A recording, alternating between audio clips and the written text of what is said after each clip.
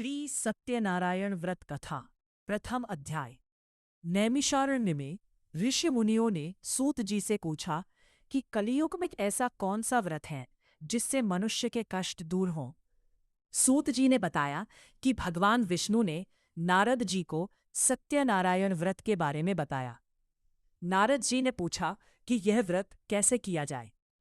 भगवान विष्णु बोले कि जो मनुष्य श्रद्धा और भक्ति से इस व्रत को करेगा उसकी सभी इच्छाएं पूरी होंगी और जीवन के दुख दूर होंगे। द्वितीय अध्याय। काशी नगरी में एक गरीब ब्राह्मण रहता था। वो बहुत दुखी था।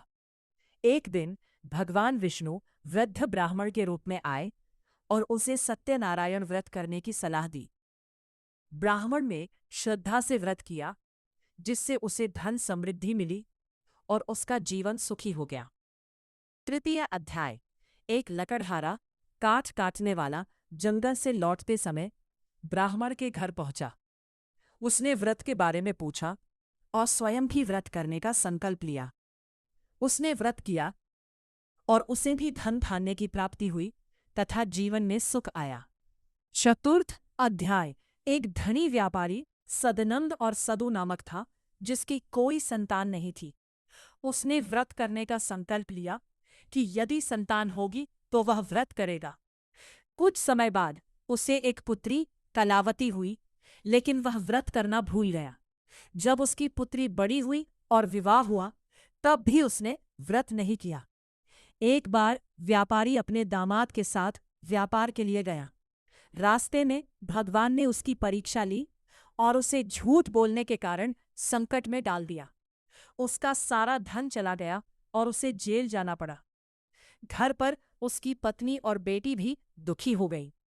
बाद में जब उन्हें अपनी गलती का एहसास हुआ और उन्होंने व्रत किया, तब भगवान की कृपा से सब कुछ वापस मिल गया और व्यापारी भी मुक्त हो गया।